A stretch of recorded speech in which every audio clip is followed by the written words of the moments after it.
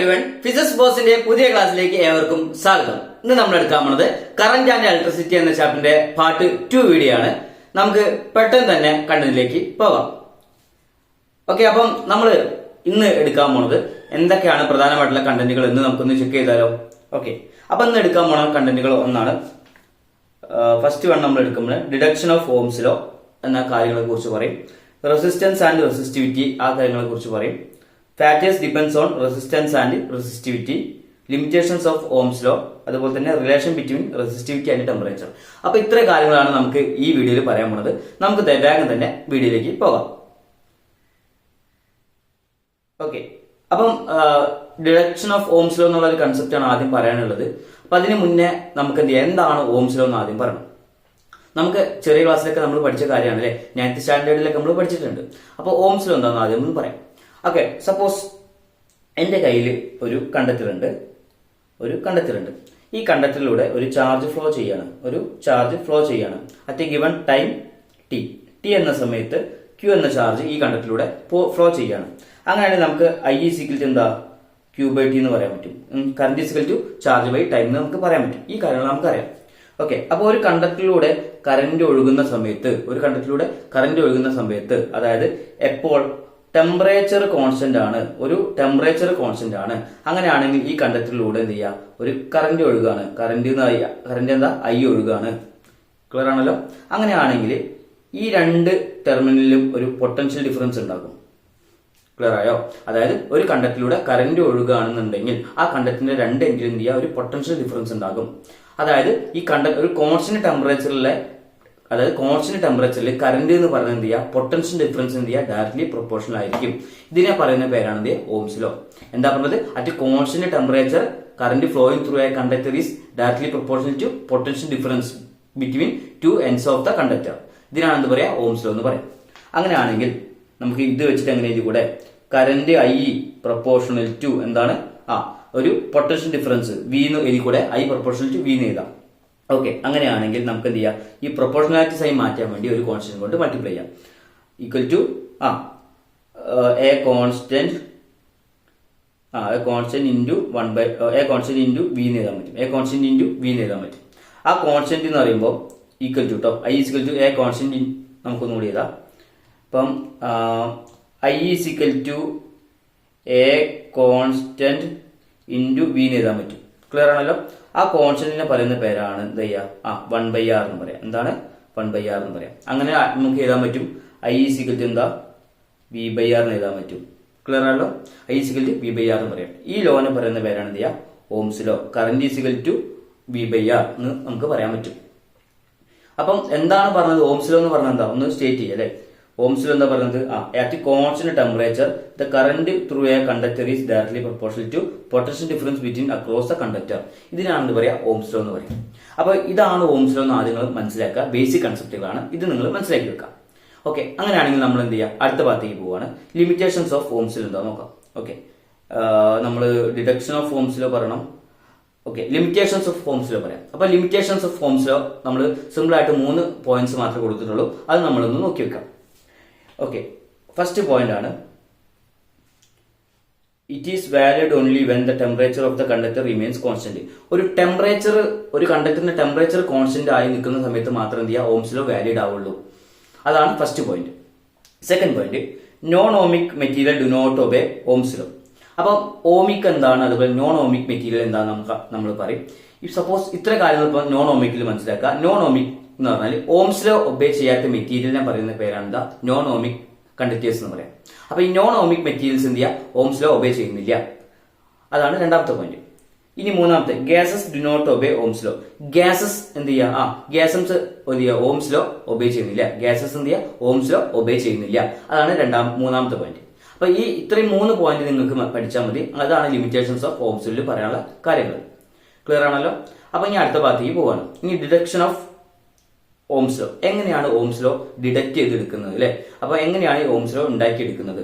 Okay, അപ്പൊ നമ്മൾ previous questions ഉണ്ട് അല്ലെ. അപ്പൊ ഈ പ്രീവിയസ് ക്വസ്റ്റ്യൻസ് പ്രീവിയസ് ആയിട്ടുള്ള കുറച്ച് കാര്യങ്ങൾ ഇക്വേഷൻസ് ഉണ്ട്. ആ പ്രീവിയസ് ഇക്വേഷൻസ് നമ്മൾ എങ്ങനെ ഡിഡക്ട് ചെയ്തെടുക്കാന്ന് നോക്കാം. അപ്പൊ അതിന് വേണ്ടി ഞാനിവിടെ പ്രീവിയസ് ഉള്ള ഇക്വേഷൻസ് ചെയ്തിട്ടുണ്ട് അല്ലെ. I is equal to V by R എന്നുള്ള ഇക്വേഷൻ ഉണ്ട്. I പ്രൊപ്പോർഷണൽ ടു വി എന്ന് എഴുതാൻ പറ്റും അങ്ങനെയാണെങ്കിൽ.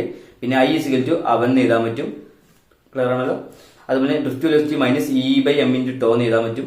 പിന്നെ electric field is equal to v by L എന്ന് നമ്മുടെ ഇക്വേഷൻ ഉണ്ട്. അപ്പം പഠിച്ച ഇക്വേഷൻസ് നമ്മൾ ആദ്യം എഴുതി വെച്ചിട്ടുണ്ട്. ഇനി നമുക്ക് അറിയുന്ന ഒരു ഇക്വേഷൻ മാത്രം നമ്മൾ ഇതിൽ സബ്സ്റ്റിറ്റ്യൂട്ട് ചെയ്ത് കൊടുക്കുകയാണ്.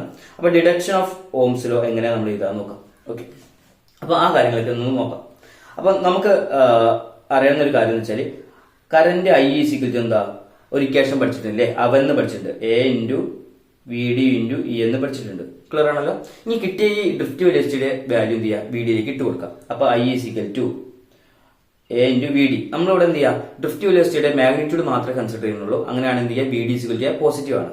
അങ്ങനെയാണെങ്കിൽ വി ഡിന്റെ ഇക്വേഷൻസ് ഇട്ട് കൊടുത്താൽ എന്ത് വരും, a into e by M into tau into e എന്ന് എഴുതാൻ പറ്റും. ക്ലിയർ ആണല്ലോ. അങ്ങനെ നമ്മൾ ഒരുമിച്ച് എഴുതുകയാണെങ്കിൽ എങ്ങനെ വരും, എന്നിന് ആദ്യം എഴുതി e square tau n E square tau e a by m എന്ന് എഴുതാം. N E square tau e a by m എന്ന് കിട്ടും. നമുക്കിവിടെ ഇക്ക് ഒരു ഇക്വേഷൻ ഉണ്ട്, ഇ സിക്കൽ എന്താ വി ബൈ എൽ ആണ്, അവിടെ സബ്സ്റ്റിറ്റ്യൂട്ട് ചെയ്ത് കൊടുക്കാം. അപ്പൊ എന്ത് വരും, I is equal to N E square tau A V by M into L. ക്ലിയറാണല്ലോ. N E square tau A by M into V by L എന്ന് കിട്ടും. ഇനി നമ്മൾ എന്ത് ചെയ്യുക, ഇൻ ടേംസ് ഓഫ് വി, അപ്പൊ വിനെ നമ്മൾ എന്ത് ചെയ്യുക, ഈ ഭാഗത്തേക്ക് എടുക്കാം. ഓക്കെ, അപ്പം ബാക്കി ഭാഗം എന്ത് ചെയ്യുക, അപ്പുറത്തേക്ക് ഇടും. ഈ വിനെ ഒരു ഭാഗത്തേക്ക് എടുക്കാം. അപ്പൊ വി സിക്കൽ എന്തോ, V is equal to I M L by N E square tau A. എന്താണ്, V is equal to I M L by N E square tau എന്ന് കിട്ടി. ഓക്കെ, അപ്പൊ ശ്രദ്ധിക്കുക, ഈ ഒരു ടേം ഇത് വി ആണ്, ഐ ആണ്. Okay, V is equal to I into ഒരു ടേം ആണ് വരുന്നത്. ശ്രദ്ധിക്കുക, ഐ എം എൽ അതുപോലെ N E square tau A, ഈ കാര്യങ്ങൾക്ക് എന്ത് ചെയ്യുക, ഒരു കോൺസ്റ്റന്റ് ആണ്. അങ്ങനെയാണെങ്കിൽ നമുക്ക് എഴുതാൻ പറ്റും, ഈ ടോട്ടൽ ക്വാണ്ടിറ്റിയെ ഒരു കോൺസ്റ്റന്റ് ആയിട്ട് കൺസിഡർ ചെയ്യാം. ഓക്കെ, അപ്പൊ എങ്ങനെ എഴുതാൻ പറ്റും, അതായത് വി ഈക്വൽ ടു എന്താ, ഐ ഇൻറ്റു എ കോൺസ്റ്റന്റ് എഴുതാൻ പറ്റും. V equal to I into a constant. ആ കോൺസ്റ്റന്റിനെ പറയുന്ന പേരാണ് ഐ ഇൻറ്റു കോൺസ്റ്റന്റിനെ പറയുന്ന ആർ എന്ന് പറയാം. ക്ലിയർ ഉള്ള, എ കോൺസ്റ്റന്റ് പറയുന്ന ആർ എന്ന് പറയാം. അങ്ങനെയാണെങ്കിൽ വി ഈക്വൽ ടു എന്താണ്, ഐ ഇൻറ്റു ആർ നമുക്ക് കിട്ടി. ക്ലിയർ ഉള്ള, അപ്പൊ ഡിഡക്ഷൻ ഓഫ് ഓംസ് ലോ നമുക്ക് കിട്ടിയിട്ടുണ്ട്. അതിൽ നിന്നിട്ട് നമുക്ക് എന്ത് ചെയ്യാം, ആറിന്റെ വാല്യൂ കാണണം അല്ലെ. അപ്പൊ ആറ് എന്ന് പറഞ്ഞവിടെ കിട്ടിയിട്ടുണ്ട്. ആർ ഈക്വൽ ടു എന്താണ്, M L by N E square tau A കിട്ടി. M L by N E square tau A. ശ്രദ്ധിക്കുക, നമുക്ക് ഇവിടെ ഒരു ക്വാണ്ടിറ്റി, ഇപ്പോ സപ്പോസ് ഈ ഒരു ക്വാണ്ടിറ്റി എന്ന് പറയുന്നത്, അതായത് ഈ ഒരു m by N E square tau എന്ന് പറയുന്നത് ഒരു കോൺസ്റ്റന്റ് ആണ്. M by N E square tau എന്നാൽ ഒരു കോൺസ്റ്റന്റ് ആണ്. ആ കോൺസ്റ്റന്റിനെ ഇവിടെ പറയുന്ന പേരാണ് റെസിസ്റ്റിവിറ്റി. എന്താണ് റെസിസ്റ്റിവിറ്റി? റോ. എന്താണ് റോ എന്ന് പറഞ്ഞ പേരാണ് റെസിസ്റ്റിവിറ്റി എന്ന് പറയാം. എന്താണ് റെസിസ്റ്റിവിറ്റി? അങ്ങനെയാണെങ്കിൽ നമുക്ക് ഇവിടെ എഴുതാൻ പറ്റും R is equal to rho L by A. എന്താണ് resistance? R is equal to rho L by A. അപ്പം റെസിസ്റ്റൻസ് എന്നുള്ളൊരു പോയിന്റ് നമുക്ക് കിട്ടി. അപ്പൊ ഈ ഡിറക്ഷൻ ഓഫ് ഓംസ് ലോയിൽ നമുക്ക് എന്താ കിട്ടുന്നത്? I is equal to v by r കിട്ടി, അല്ലെങ്കിൽ v is equal to I r നമുക്ക് കിട്ടി. അപ്പൊ അതിൽ നിന്ന് ആറിന്റെ വാല്യൂ കണ്ടു. ആറിന്റെ വാല്യൂ എന്ന് പറഞ്ഞാൽ എന്താ? M L by N E square tau a എന്നാണ്. അപ്പൊ m by N E square tau എന്ന് പറയുന്ന പേരാണ് എന്ത് ചെയ്യുക? റെസിസ്റ്റിവിറ്റി റോ എന്ന് പറയാം. ഓക്കെ, അപ്പം റെസിസ്റ്റിവിറ്റിക്ക് ഒരു വാല്യൂ കിട്ടി, റോ. അങ്ങനെയാണെങ്കിൽ ശ്രദ്ധിക്കുക, അങ്ങനെയാണെങ്കിൽ നമുക്ക് ഇവിടെ എഴുതാൻ പറ്റും r is equal to rho into l by a എന്നല്ലേ ഉള്ളത്. അതാണ് റെസിസ്റ്റൻസിന്റെ. ഓക്കെ, അങ്ങനെ റെസിസ്റ്റിവിറ്റി കാണാൻ വേണ്ടിയിട്ട് റെസിസ്റ്റിവിറ്റി ആർ ഇസിക്കൽ ടു എന്താ? ആർ എ ബൈ എല് കണ്ടാൽ മതി. അപ്പൊ എന്തൊക്കെ കിട്ടിയത്? ആ റെസിസ്റ്റൻസും കിട്ടി, റെസിസ്റ്റിവിറ്റിയും കിട്ടി. ക്ലിയർ ആണല്ലോ? അപ്പൊ എന്ത് കിട്ടി? റെസിസ്റ്റൻസ് എന്ന് പറഞ്ഞാൽ ഒരു ഇക്വേഷൻ കിട്ടിയേ. Resistance r is equal to rho L by a കിട്ടി. അതുപോലെ തന്നെ resistivity rho is equal to r a by l നമുക്ക് കിട്ടി. ഇനി അടുത്ത ഭാഗത്തേക്ക് പോകാലോ. ഓക്കെ, അപ്പൊ ഇത്രയും കാര്യങ്ങളാണ് ഈ ഭാഗത്ത് പറയാനുള്ളത്. ഓക്കെ, അപ്പം നമുക്ക് രണ്ട് ഇക്വേഷൻസ് കിട്ടിയില്ലേ? ഓക്കെ, അപ്പൊ നമുക്ക് കിട്ടിയ ഇക്വേഷന് ഇക്വേഷൻ 1 ആൻഡ് ഇക്വേഷൻ ഇതാണ് equation A and equation B എന്ന് പറയാൻ പറ്റും. ക്ലിയർ ആണല്ലോ? ഓക്കെ, അപ്പൊ നമ്മൾ ഇപ്പം പഠിച്ച equation resistivity rho is equal to M by N E square tau ആണ് റെസിസ്റ്റിവിറ്റിയുടെ equation. Rho is equal to M by N E square tau നമ്മൾ പഠിച്ചിട്ടുണ്ട് ഇതിനു മുന്നേ. ഓക്കെ, ഇവിടെ അതായത് നമ്മൾ ഇവിടെ പറഞ്ഞിട്ടുണ്ട് m by N E square tau അതിനെ പറഞ്ഞാണ് റെസിസ്റ്റിവിറ്റി റോ എന്ന്. ക്ലിയർ ആണല്ലോ? ഓക്കെ, അപ്പം എന്താ ചെയ്യാം? M by N E square tau. പിന്നെ നമ്മൾ വേറൊരു ഇക്വേഷൻ പഠിച്ചിട്ടുണ്ട്, കണ്ടക്ടിവിറ്റി എന്ത് ചെയ്യുക? Sigma is equal to n square tau by m എന്ന് പഠിച്ചിട്ടുണ്ട്. അപ്പൊ ആ രണ്ട് ഇക്വേഷനെ ഇക്വേഷൻ 1 and 2 എന്ന് കൊടുത്തിട്ടു. ക്ലിയർ ആണല്ലോ. അപ്പം ഈ രണ്ട് ഇക്വേഷനും നമുക്ക് കിട്ടിയിട്ടുണ്ട്. അതായത് conductivity sigma is equal to n square tau by m എന്ന് കിട്ടി, rho is equal to m by n square tau എന്ന് കിട്ടി. അങ്ങനെയാണെങ്കിൽ ശ്രദ്ധിക്കുക, കണ്ടക്ടിവിറ്റി സിഗ്മ, അതായത് ഇത് നേരെ ഓപ്പോസിറ്റ് അല്ലേ, n square tau by m ന്റെ ഓപ്പോസിറ്റ് ആണ് എന്ത് ചെയ്യുക, ശരിക്കും m by n square tau, തിരിച്ചിട്ടതാണ് m by n square tau. അങ്ങനെയാണെങ്കിൽ നമുക്ക് ഇതിന് എഴുതാൻ പറ്റും conductivity sigma is equal to 1 by rho, അതായത് 1 ബൈ റെസിസ്റ്റിവിറ്റി. അതായത് നമുക്ക് എന്താ പറയാ, conductivity equal to 1 by resistivity കിട്ടി. എന്താണ് conductivity equal to 1 by resistivity നമുക്ക് കിട്ടി. അപ്പോൾ ഇതാണ് ഡിഡക്ഷൻ ഓഫ് ഓംസ് ലോ വെച്ച് കഴിഞ്ഞിട്ട് നമ്മൾ റിലേഷൻഷിപ്പിലേക്ക് എത്തി. സിഗ്മ ഇക്വൽ ടു 1 ബൈ റോയിൽ കിട്ടി. അതായത് കണ്ടക്ടിവിറ്റി എന്ന് പറഞ്ഞാൽ ഇൻവേഴ്സ്ലി പ്രൊപ്പോർഷണൽ ടു റെസിസ്റ്റിവിറ്റി ആണ്. ആ കാര്യമാണ് നമുക്ക് കിട്ടിയത്. ക്ലിയർ ആണല്ലോ. ഇനി നമ്മൾ അടുത്തതിലേക്ക് പോവാണ്. ഓക്കെ, അപ്പൊ ഇത്രയും കാര്യങ്ങളൊക്കെ നന്നായിട്ട് നോക്കട്ടോ. അപ്പൊ അടുത്തതിലേക്ക് പോവാം. ഓക്കെ, ഇനി നമ്മൾ പറഞ്ഞത് factors depends on resistance of the material. അപ്പൊ ഒരു റെസിസ്റ്റൻസിന്റെ ഒരു ഇക്വേഷൻ നമുക്ക് കിട്ടിയിട്ടുണ്ട് അല്ലേ. അപ്പൊ റെസിസ്റ്റൻസിന്റെ ഇക്വേഷൻ അറിയാം. അപ്പൊ ആർ ഇസിക്കൽ എന്താ, റോ എൽ ബൈ എ എന്ന് കിട്ടി. ഒരു ഇക്വേഷൻ ഉണ്ട്, R rho L by A എന്നുള്ള ഇക്വേഷൻ അറിയാം. അപ്പൊ എന്തൊക്കെ ഫാക്ടർ ആണ് റെസിസ്റ്റൻസ്, ഒരു മെറ്റീരിയലിന്റെ റെസിസ്റ്റൻസിനെ ഡിപ്പെൻഡ് ചെയ്യുന്ന എന്തൊക്കെ ഫാക്ടർ ആണെന്ന് നോക്കാം. അപ്പൊ ഈ ഇക്വേഷൻ പ്രകാരം നമുക്ക് ആർ പ്രൊപ്പോർഷണൽ ടു എൽ എഴുതാൻ പറ്റും. റെസിസ്റ്റൻസ് എന്ത് ചെയ്യാം, ലെങ്തിനെ ഡിപ്പെൻഡ് ചെയ്യും. പിന്നെ റെസിസ്റ്റൻസ് പ്രൊപ്പോർഷണൽ ടു ഏരിയനെ ഡിപ്പെൻഡ് ചെയ്യും. ക്ലിയർ ആണല്ലോ. ഓക്കെ, അപ്പം എന്തൊക്കെ കിട്ടി, length of the conductor, resistance എന്ത് ചെയ്യാം, ലെങ്തിനെ ഡിപ്പെൻഡ് ചെയ്യും. അതുപോലെ തന്നെ ഏരിയ ഓഫ് ദ കണ്ടക്ടർ. പിന്നെ നമുക്ക് പറയാനുള്ളത് നേച്ചർ ഓഫ് ദ മെറ്റീരിയൽ ആണ്. അപ്പൊ സപ്പോസ് എന്റെ കയ്യിൽ രണ്ട് റോഡുകളുണ്ട്. അപ്പൊ ഒന്ന് കോപ്പർ ആണ്, ഒന്ന് അലുമിനിയം ആണ്. മനസ്സിലായോ? ഇപ്പൊ കോപ്പറിന്റെ റെസിസ്റ്റിവിറ്റി ആയിരിക്കില്ല അലുമിനിയത്തിന് ഉണ്ടാവുക. അപ്പൊ അതിന്റെ ഡിഫറെന്റ് മെറ്റീരിയൽ ആണ്, അതിന്റെ സ്വഭാവം മാറുന്നുണ്ട്. അപ്പൊ സ്വഭാവം മാറുന്ന സമയത്ത് എന്ത് ചെയ്യുക, റെസിസ്റ്റിവിറ്റി എന്ത് ചെയ്യുക, മാറും. അങ്ങനെയാണെങ്കിൽ it depends upon resistance of the material which depends upon the nature of the material. Nature of the മെറ്റീരിയലിനെ ഡിപ്പെൻഡ് ചെയ്തിരിക്കും. ഓക്കെ, പിന്നെ ഉള്ളൊരു പോയിന്റ് ആണ്. ഇപ്പൊ നേച്ചർ ഓഫ് ദ മെറ്റീരിയൽ പറഞ്ഞു. പിന്നാണ് ടെമ്പറേച്ചർ. റെസിസ്റ്റൻസ് എപ്പോഴും ടെമ്പറേച്ചറിന് ഡയറക്ട്ലി പ്രൊപ്പോർഷണൽ ആയിരിക്കും. അതായത് ഇപ്പോ സപ്പോസ് ഇപ്പം നമ്മള് ഓക്കെ, ഇപ്പോ ചില മെറ്റൽസിന്റെ കേസിൽ ഇപ്പോ അതായത് ടെമ്പറേച്ചർ കൂടുകയാണ്. ടെമ്പറേച്ചർ കൂടുമ്പോൾ എന്ത് ചെയ്യുക, റെസിസ്റ്റിവിറ്റി എന്ത് ചെയ്യുക, കൂടുകയാണ് ചെയ്യുക. ക്ലിയർ ആണല്ലോ. അപ്പൊ ടെമ്പറേച്ചർ കൂടുമ്പോൾ റെസിസ്റ്റിവിറ്റി കൂടുകയാണ് മെറ്റൽസിന്റെ കേസിൽ ചെയ്യുക. ഇപ്പോൾ ഈ സെമി കണ്ടക്ടേഴ്സിന്റെ കേസിൽ എന്താ, ടെമ്പറേച്ചർ കൂടുമ്പോൾ റെസിസ്റ്റിവിറ്റി എന്താ, അല്ലെങ്കിൽ റെസിസ്റ്റൻസ് എന്ത് ചെയ്യുക, കുറയാണ് ചെയ്യാം. ടെമ്പറേച്ചർ കൂടുമ്പോൾ റെസിസ്റ്റൻസ് എന്ത് ചെയ്യുക, കുറയാണ് ചെയ്യാം. അപ്പൊ ഇത്രയും കാര്യങ്ങളാണ് നമുക്ക് ഇതിൽ പറയാനുള്ളത്. ഓക്കെ, അപ്പൊ what are the factors which depends on the resistance of the material എന്ന് ചോദിക്കുകയാണെങ്കിൽ എന്തൊക്കെയാണ്, ലെങ്ത്, പിന്നെ ഏരിയ, അതുപോലെ തന്നെ nature of the material and temperature. ഈ 4 പോയിന്റാണ് നമ്മൾ പറയേണ്ടത്. ക്ലിയർ ആണല്ലോ. ഇനി അടുത്ത ഭാഗത്തേക്ക് പോകാം. ഓക്കെ, ഇനി നമ്മൾ അടുത്ത പറയാനുള്ള കാര്യമാണ് factors depends of resistivity. Okay, നേരത്തെ പറഞ്ഞ റെസിസ്റ്റൻസിന് ഡിപ്പെൻഡ് ചെയ്യുന്ന ഫാക്ടർ ആണെങ്കിൽ ഇവിടെ നമ്മൾ പറഞ്ഞ what are factors depends of resistivity. അതിന് ഡിപ്പെൻഡ് ചെയ്യുന്ന ഫാക്ടറാണ് nature of the material, temperature. അതിന് മെറ്റീരിയലിന്റെ നേച്ചറും ടെമ്പറേച്ചറും, ഈ 2 പോയിന്റ് മാത്രം പറഞ്ഞാൽ മതി. അപ്പൊ അടുത്തിലേക്ക് പോകാം. ഓക്കെ, അപ്പൊ നമ്മൾ നേരത്തെ കുറച്ച് കാര്യങ്ങളൊക്കെ പറഞ്ഞിട്ടുണ്ട് അല്ലെ. ഓമിക് കണ്ടക്ടേഴ്സ് എന്താണ്, നോൺ ഓമിക് അല്ലെ. അപ്പൊ നോൺ ഓമിക്കിന്റെ കേസിൽ നേരത്തെ പറഞ്ഞിട്ടുണ്ട് അല്ലെ. അപ്പോ സപ്പോസ് എന്താണ് ഓമിക്, നോൺ ഓമിക് എന്നുള്ള നേരത്തെ തന്നെ പറഞ്ഞിട്ടുണ്ട്, അതൊന്ന് പറയാം. അപ്പൊ ഈ ഓമിക് കണ്ടക്ടേഴ്സ് പറഞ്ഞാൽ ഓംസിലെ വാലിഡ് ആവണ അല്ലെങ്കിൽ ഓംസിലെ ഒബേ ചെയ്യുന്ന കണ്ടക്ടേഴ്സിനാണ് ഓമിക് കണ്ടക്ടേഴ്സ് എന്ന് പറയാം. ഓംസിലെ ഒബേ ചെയ്യാത്താണ് നോൺ ഓമിക് കണ്ടക്ടേഴ്സ് എന്ന് പറയാം. ഈ സപ്പോസ് ഈ മെറ്റൽസ് ഒക്കെ പൊതുവെ ഓംസിലോ വാലിഡ് ചെയ്യുന്നതാണ്. അതായത് വിക്ക് അനുസരിച്ച് എന്ത് ചെയ്യുക, ഐ ഉണ്ടാവും. വി പ്രൊപ്പോർഷണൽ ആയിരിക്കും ഐ. അതാണ് എന്ത് ചെയ്യുക, ഓംസിലോ ഒരു പ്രയോഗം അല്ലെ. വി പ്രൊപ്പോർഷണൽ ടു ഐ ആയിരിക്കും. അതായത് അപ്പൊ ഈ വോൾട്ടേജും വിയും ഐയും തമ്മിലുള്ള ഗ്രാഫ് വരയ്ക്കണമെങ്കിൽ അത് ലീനിയർ ആയിരിക്കും കിട്ടുക. എന്താണ്, ലീനിയർ ആയിരിക്കും കിട്ടുക. അത് പക്ഷേ ഈ നോൺ ഓമിക് എന്ത് ചെയ്യുക, ഓംസിലെ ഒബേ ചെയ്യാത്ത കണ്ടക്ടേഴ്സ് ആണ് അല്ലെ, നോൺ ഓമിക് കണ്ടക്ടേഴ്സ് അറിയാം. ഇവയുടെ ഗ്രാഫ് വരയ്ക്കുമ്പോൾ ഒരു ലീനിയർ ഷേപ്പ് അല്ല നമുക്ക് കിട്ടുക. അപ്പോൾ അതിന് എക്സാമ്പിൾ ആയിട്ട് നമുക്ക് സെമി കണ്ടക്ടേഴ്സും കാര്യങ്ങളൊക്കെ പറയാം. അപ്പൊ നമുക്കിതൊന്ന് ബ്രീഫായിട്ട് പറയാം. ഓക്കെ, അപ്പം എന്താണ്, ഓംസിലോ ഒബേ ചെയ്യുന്ന കണ്ടക്ടേഴ്സ് ആണ് ഓമിക് കണ്ടക്ടേഴ്സ്. ക്ലിയർ ആണല്ലോ. ഓംസിലോ ഒബേ ചെയ്യാത്ത conductors non ohmic conductors. Shape of V and I graph linear ആണ്. ഇതില് ഓമിക് കണ്ടക്ടേഴ്സിന്റെ കേസിൽ shape of V and I graph. അപ്പം വി ആൻഡ് ഐന്റെ ഗ്രാഫ് വരയ്ക്കുകയാണെങ്കിൽ, അതായത് ഇപ്പം വരയ്ക്കാം നമുക്ക്. ഓക്കെ, അപ്പം വി ആൻഡ് ഐന്റെ ഒരു ഗ്രാഫ് വരയ്ക്കുകയാണെങ്കിൽ അതെന്ത് ചെയ്യുക, ഒരു സ്ട്രെയിറ്റ് ലൈൻ ആയിരിക്കും. അതായത് ലീനിയർ ആയിരിക്കും കിട്ടുക. എന്താണ്, ലീനിയർ ആണ് കിട്ടുക.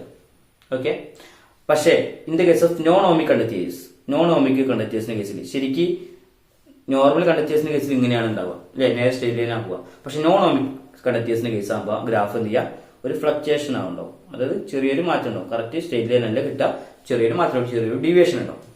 അതാണ് നോൺ ഓമിക് കണ്ടക്ടേഴ്സിന്റെ കേസിൽ. അപ്പൊ പിന്നെ അതുപോലെ ഓമിക് കണ്ടക്ടേഴ്സിന് കുറെ എക്സാമ്പിൾ ഉണ്ട്. ഇപ്പൊ സപ്പോസ് നമ്മൾ പറയാം മെറ്റൽസ് ഒക്കെ എന്ത് ചെയ്യുക, ഈ ഓമിക് കണ്ടക്ടേഴ്സിന് എക്സാമ്പിൾ ആണ്. അതുപോലെ നോൺ ഓമിക് എക്സാമ്പിൾ ആണ് സെമി കണ്ടക്ടേഴ്സ്, ഡയോഡ്സ്, ട്രാൻസിസ്റ്റേഴ്സ് ഒക്കെ. എന്താണ് semi conductors, diodes, transistors. Clear ആണല്ലോ. അപ്പൊ ഇത്ര കാര്യങ്ങളൊക്കെയാണ് ഇതിൽ പറയേണ്ടത്. ഇത് ഇമ്പോർട്ടന്റ് ആണ്, നോട്ട് ചെയ്ത് വെക്കുക. ഓക്കെ, അടുത്ത ഭാഗത്തേക്ക് പോകാം. ഓക്കെ, ഇനി അടുത്ത ടോപ്പിക്കാണ് റെസിസ്റ്റിവിറ്റി ആൻഡ് ടെമ്പറേച്ചർ. അപ്പോൾ റെസിസ്റ്റിവിറ്റിയും ടെമ്പറേച്ചറും കാര്യമുള്ള റിലേഷൻഷിപ്പും കാര്യങ്ങളൊക്കെ നമ്മൾ പറയും. അപ്പൊ ഈ ബേസിക് ആയിട്ടുള്ള കാര്യങ്ങളാണ് ആദ്യം അറിയേണ്ടത്. ഓക്കെ, അപ്പൊ മെറ്റൽസിന്റെ റെസിസ്റ്റിവിറ്റി എന്ന് പറയുമ്പോൾ 10⁻⁸ ഓം മീറ്റർ ആണ്. അത് മനസ്സിലാക്കുക. മെറ്റൽസിന്റെ റെസിസ്റ്റിവിറ്റിന്റെ റേഞ്ച് എന്ത് ചെയ്യുക, 10⁻⁸ ഓം മീറ്റർ ആണ്. റെസിസ്റ്റിവിറ്റിയുടെ യൂണിറ്റ് ഓം മീറ്റർ എന്നാണ്. പിന്നെ സെമി കണ്ടക്ടേഴ്സിന്റെ റെസിസ്റ്റിവിറ്റി 10⁻⁵ ഓം മീറ്റർ ആണ്. റെസിസ്റ്റിവിറ്റി 10⁻⁵ ഓം മീറ്റർ ആണ്. ആ കാര്യം കൂടി നിങ്ങൾ മനസ്സിലാക്കി വെക്കുക. ഓക്കെ ഓക്കെ, ഇനി നമ്മൾ പറയുന്നത് relation between resistance and temperature ആണ്. ഈ ടെമ്പറേച്ചറും റെസിസ്റ്റൻസും തമ്മിലുള്ള റിലേഷൻ കാണിക്കുന്ന ഒരു ഇതാണ് ഇവിടെ, റിലേഷൻ ആണ് ഇവിടെ ഇക്വേഷൻ കേട്ടോ. അതായത് എന്തൊക്കെയാണ് relationship between resistance and temperature. Resistance temperature തമ്മിലുള്ള റിലേഷൻഷിപ്പ് ആണ് ഇവിടെ കാണിക്കുന്ന ഒരു ഇക്വേഷനാണ് കൊടുത്തിരിക്കുന്നത്. അപ്പോൾ ഒരു ഇക്വേഷൻ ഉണ്ട്, അത് അതേമാതിരി പഠിച്ചാൽ മതി. അപ്പൊ എന്താ നോക്കാം. Resistance at T temperature RT = R0 × 1 + α t എന്നാണ്. RT = R0 × 1 + α t. അപ്പൊ അതില് RT എന്ന് പറഞ്ഞാൽ എന്താ, temperature at T degree Celsius. T degree സെൽഷ്യസിലെ ടെമ്പറേച്ചർ ആണ് RT എന്ന് പറയാം. ഓക്കെ, പിന്നെ R0 എന്ന് പറഞ്ഞാൽ resistance at 0 degree Celsius. 0 degree സെൽഷ്യസിലെ റെസിസ്റ്റൻസിനാണ് എന്ത് ചെയ്യുക, R0 എന്ന് പറയാം. ഓക്കെ, പിന്നെ ആൽഫ ഉണ്ട്. Alpha temperature coefficient of resistance. Temperature coefficient of റെസിസ്റ്റൻസിന് പറയുന്ന പേരാണ് ആൽഫ ടി. ഓക്കെ, അതിൽ ടി എന്ന് പറയുന്നത് ടെമ്പറേച്ചർ ആണ്. അപ്പോൾ ഇത്ര കാര്യങ്ങളാണ് നമ്മൾ അറിയേണ്ടത്. അപ്പൊ എന്താണ് relationship between resistance and temperature. Okay, ഇപ്പൊ സപ്പോസ് ഒരു കാര്യം കൂടി നിങ്ങൾക്ക് പറയാനുണ്ട്. ഇപ്പൊ നമ്മൾ മെറ്റൽസ് എടുക്കാം. ഓക്കെ, മെറ്റൽസിൽ എപ്പോഴും എന്ത് ചെയ്യുക, ഈ ആൽഫേന്റെ വാല്യൂ പോസിറ്റീവ് ആയിരിക്കും. മെറ്റൽസിൽ ആൽഫേന്റെ വാല്യൂ പോസിറ്റീവ് ആയിരിക്കും. ഈ ആൽഫേന്റെ വാല്യൂ കൂടുമ്പോൾ നമുക്ക് എന്ത്, ഈ ഇക്വേഷൻ പ്രകാരം ഈ RT-യുടെ വാല്യൂ എന്ത് ചെയ്യുക, കൂടും. ഈ RT-ന്റെ വാല്യൂ എന്ത് ചെയ്യുക, ഓൾവേസ് കൂടുകയും ചെയ്യാം. ക്ലിയർ ആണല്ലോ. ഓക്കെ, ഇതിന്റെ കേസ് സെമി കണ്ടക്ടേഴ്സ് ആണെങ്കിൽ ഇപ്പൊ സെമി കണ്ടക്ടേഴ്സ് എടുക്കുക. അതിന്റെ ആൽഫേന്റെ വാല്യൂ നെഗറ്റീവ് ആണ്. ആൽഫേന്റെ വാല്യൂ നെഗറ്റീവ് ആവുന്ന പറഞ്ഞാൽ അതിന്റെ അർത്ഥം എന്താ, RT-ന്റെ വാല്യൂ എന്ത് ചെയ്യുക, കുറയാണ് ചെയ്യുക. അതായത് ഈ RT-ന്റെ വാല്യൂ കുറയുന്നു. ക്ലിയർ ആണല്ലോ. മെറ്റൽസിൽ ആൽഫേന്റെ വാല്യൂ പോസിറ്റീവ് ആയിരിക്കും, അതുകൊണ്ട് RT കൂടും. സെമി കണ്ടക്ടർ ആകുമ്പോൾ ആൽഫേന്റെ വാല്യൂ കുറയുന്നു, അതുകൊണ്ട് RT-ന്റെ വാല്യൂ കുറയുന്നു. അപ്പൊ ഇത്ര കാര്യങ്ങൾ പറയാനുള്ളത്. RT എന്താ, resistance at T temperature. T ടെമ്പറേച്ചറിലെ റെസിസ്റ്റൻസിനാണെന്ന് പറയാം RT എന്ന് പറയാം. ക്ലിയർ ആണല്ലോ. ഇനി അടുത്ത ഭാഗത്തേക്ക് പോകാം. ഓക്കെ, സിമിലർലി നേരത്തെ പറഞ്ഞ പോലെ തന്നെ റെസിസ്റ്റൻസിന്റെ റിലേഷൻഷിപ്പ് പറഞ്ഞ പോലെ തന്നെ റിലേഷൻഷിപ്പ് ബിറ്റ്വീൻ ഇതാണ് relationship between resistivity and temperature. നേരത്തെ പറഞ്ഞ പോലെ തന്നെയാണ് ഈ കാര്യങ്ങളൊക്കെ. ആറിന് പറയുന്നത് ഇവിടെ റോ എന്ന് മാത്രമാണ്. ഓക്കെ, അപ്പൊ അങ്ങനെ ആണെങ്കിൽ ഈ കേസ് എങ്ങനെ നോക്കാം. RT = ρ0 × 1 + α t എന്നാണ്. ക്ലിയർ ആണല്ലോ. ഓക്കെ, R0 ρ0 എന്ന് പറഞ്ഞാൽ resistivity at 0 degree Celsius. ρT എന്ന് പറഞ്ഞാൽ temperature at T degree Celsius. Resistivity at T degree സെൽഷ്യസിലുള്ള റെസിസ്റ്റിവിറ്റിയാണ്. Resistivity at T degree Celsius. Okay, alpha എന്ന ടെമ്പറേച്ചർ കോഎഫിഷ്യന്റ് ഓഫ് റെസിസ്റ്റൻസ് ആണ്. T എന്ന് പറഞ്ഞാൽ ടെമ്പറേച്ചർ ആണ്. അപ്പൊ ഇത്ര കാര്യങ്ങളൊക്കെയാണ് നമ്മൾ ഇതിൽ പഠിക്കേണ്ടത്. അപ്പം 2 ഇക്വേഷൻസ് ഉണ്ടെന്ന് മനസ്സിലാക്കാം. അപ്പൊ 2 ഇക്വേഷൻസ് ഒന്ന് പഠിക്കാം. അപ്പൊ ഇത് ഇമ്പോർട്ടന്റ് ആയിട്ടുള്ള കാര്യമാണ്. ഒന്ന് ഇക്വേഷൻസ് മനസ്സിലാക്കി വെക്കുക. ഏറ്റവും കൂടുതൽ ഇക്വേഷൻസ് യൂസ് ചെയ്യുന്നത് പ്രോബ്ലത്തിലാണെന്ന് മനസ്സിലാക്കാം. ഇപ്പൊ നമ്മൾ ഈ കാര്യങ്ങൾ പറഞ്ഞു. ഇനി നമ്മൾ പറഞ്ഞത് relationship between resistivity and temperature. അപ്പൊ റെസിസ്റ്റിവിറ്റിയും ടെമ്പറേച്ചറും തമ്മിലുള്ള റിലേഷൻഷിപ്പ് ആണ് പറയാൻ പോണത്. അപ്പൊ അത് ഗ്രാഫിലൂടെ നമുക്ക് പറയാൻ പറ്റും. ഓക്കെ, അപ്പം ഈ നിങ്ങൾ പഠിക്കേണ്ടത് ഈ ഗ്രാഫിലുള്ള വാല്യൂസ് അതേമാതിരി പഠിച്ചിരിക്കാന്ന് മാത്രമേ ഉള്ളൂ. ഈ ഗ്രാഫിന്റെ ഷേപ്പും കാര്യങ്ങളും നിങ്ങൾ അറിഞ്ഞിരിക്കാം. ഓക്കെ, അപ്പൊ റെസിസ്റ്റൻസും ടെമ്പറേച്ചറും നമ്മളെ ഗ്രാഫാണ് വരയ്ക്കുന്നത്. അപ്പൊ റെസിസ്റ്റിവിറ്റി ആണ് നമ്മൾ Y ആക്സിസിൽ എടുക്കുന്നത്, അതുപോലെ തന്നെ X ആക്സിസിൽ എടുത്ത ടെമ്പറേച്ചർ ആണുള്ളത്. ആ ഗ്രാഫ് വരയ്ക്കുന്ന അതിന്റെ ഷേപ്പ് ഇങ്ങനെ ആയിരിക്കും. അപ്പൊ ഈ കണ്ടക്ടേഴ്സിന്റെ കേസിൽ നമ്മൾ പറയുന്നത് കണ്ടക്ടേഴ്സിന്റെ കേസിലാണ് കേട്ടോ. കണ്ടക്ടേഴ്സിന്റെ കേസിൽ എന്ത് ചെയ്യുക, 0 ഡിഗ്രി സെൽഷ്യസിൽ എന്ത് ചെയ്യുക, ഒരു ഗിവൺ റെസിസ്റ്റിവിറ്റി കാണിക്കുന്നുണ്ട്. അപ്പൊ കണ്ടക്ടേഴ്സ് എന്ത് ചെയ്യുക, 0 കണ്ടക്ട് ചെയ്യണില്ല. അത് കണ്ടക്ടേഴ്സിന്റെ കേസിൽ എന്ത് ചെയ്യുക, റെസിസ്റ്റിവിറ്റി, അത് 0 ടെമ്പറേച്ചറിൽ എന്ത് ചെയ്യുക, ഒരു റെസിസ്റ്റിവിറ്റി കാണിക്കുന്നുണ്ട്. ഓക്കെ, അപ്പൊ കണ്ടക്ടേഴ്സിന്റെ ഗ്രാഫ് ഇതാണ്. ഇനി നമ്മൾ അടുത്തിലേക്ക് പോകാം. ഓക്കെ, അപ്പൊ അടുത്തതാണ് ഞാൻ പറയാനുള്ളത് സെമി കണ്ടക്ടേഴ്സിന്റെ കേസിലുള്ള ഗ്രാഫ്. റെസിസ്റ്റിവിറ്റിയും ടെമ്പറേച്ചറും തമ്മിലുള്ള സെമി കണ്ടക്ടേഴ്സിന്റെ കേസിലുള്ള ഗ്രാഫാണ് ആദ്യം പറയുന്നത്. അപ്പൊ അത് എക്സ് ആക്സിസിൽ ടൈമും വൈ ആക്സിസിൽ റെസിസ്റ്റിവിറ്റിയും എടുക്കുകയാണെങ്കിൽ അതിന്റെ ഗ്രാഫിന്റെ ഷേപ്പ് ഇങ്ങനെ ഉണ്ടാവും. ക്ലിയറാണല്ലോ? ഓക്കെ, അതാണ് സെമി കണ്ടക്ടേഴ്സിന്റെ കേസിൽ. ഓക്കെ, ഇനി അലോയ്സിന്റെ കേസിൽ, അടുത്ത അലോയ്സിന്റെ കേസിൽ ഇതേമാതിരി ഗ്രാഫിന്റെ ഷേപ്പ് എങ്ങനെയായിരിക്കും, ഒരു ലീനിയർ ആയിട്ടുള്ള ഇൻക്രീസിങ് ഉണ്ടാവും. അതായത് ലീനിയർ ആയിട്ട് ഗ്രാഫ് എന്ത് ചെയ്യുക, ഇൻക്രീസ് ആവുകയാണ് ചെയ്യാം. അപ്പോൾ ഇത്ര കാര്യമാണ് നമുക്ക് ഇന്നത്തെ ക്ലാസ്സിൽ പറയാനുള്ളത്. അപ്പം ഇപ്പം പറഞ്ഞ കാര്യങ്ങളൊക്കെ നന്നായ രീതിയിൽ ഫോക്കസ് ചെയ്യുക, നന്നായിട്ട് പഠിക്കുക. അപ്പം അടുത്തൊരു വീഡിയോ ആയിട്ട് എന്ത് ചെയ്യുക, നമ്മൾ അടുത്ത ക്ലാസ്സിൽ കാണും. അതുവരെ ഗുഡ് ബൈ.